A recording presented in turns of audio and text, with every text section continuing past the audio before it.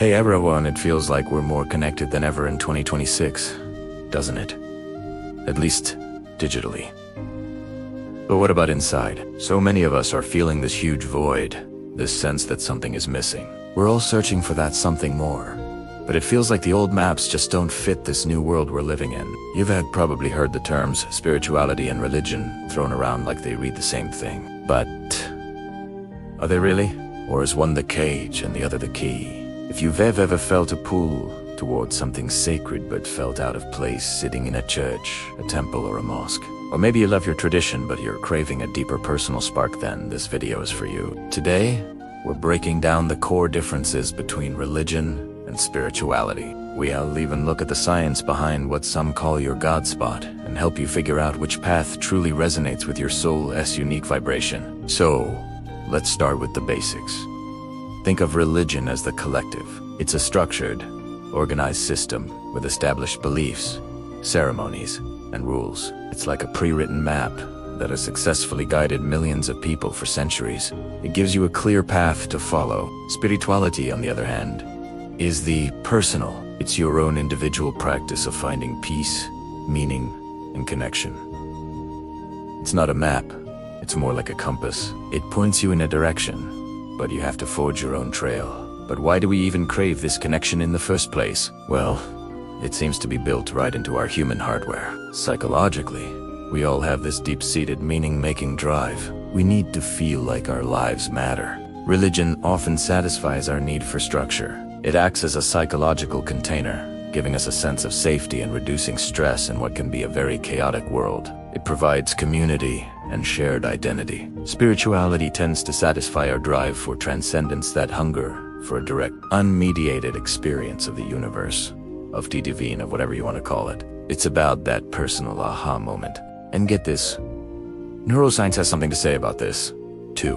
Both paths can activate what scientists call the God spot in your temporal lobe. Whether you're chanting in a grand cathedral or meditating quietly under a giant redwood tree, your brain can be flooded with feel-good neurochemicals like oxytocin and dopamine.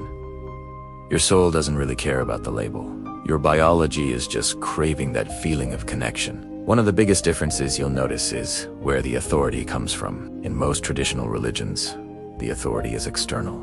It's the sacred text, the priest, the guru, the ancient law. There's a right way and a wrong way, and it's clearly defined for you. In spirituality, the authority is internal. You are both the scientist and the laboratory. You're encouraged to look within your own heart, to experiment, and to find what feels aligned for you, rather than just what someone else tells you is right. I remember back in 2018, I was sitting in a crowded church service. On paper, I was doing it right. I was following all the rules. But honestly, I felt completely alone, disconnected. It wasn't until I went and sat by a lake in total silence that I finally felt that connection I had been desperately looking for. That was the moment I realized something profound.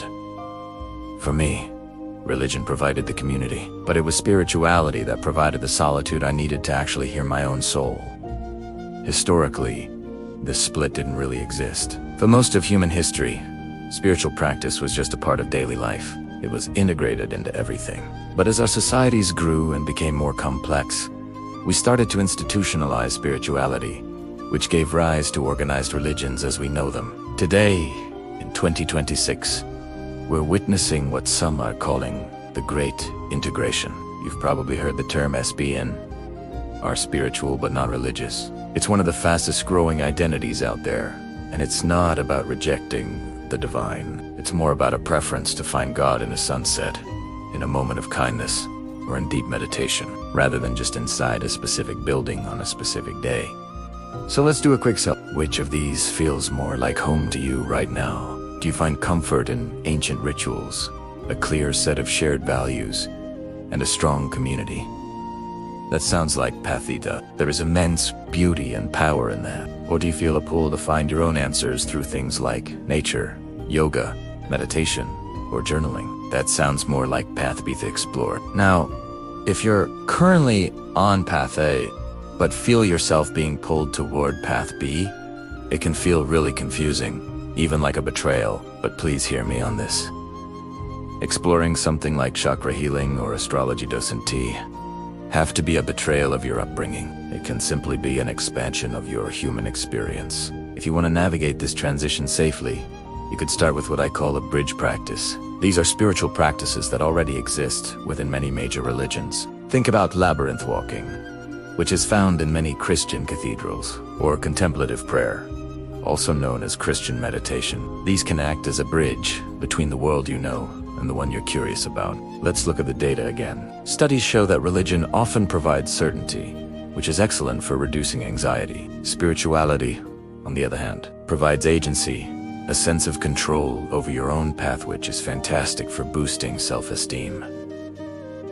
Both are valid, and both are valuable. And let's bust a few myths while we're at it. Being spiritual doesn't mean you have to be a hermit who lives on a mountain. And being religious doesn't mean you can't have a deep, personal connection to the divine. It's not an either-or situation. Many people find a beautiful balance, being deeply religious and deeply spiritual. At the end of the day, this whole debate between spirituality and religion shouldn't be a wall that divides us. It should be a door that opens us up to deeper understanding.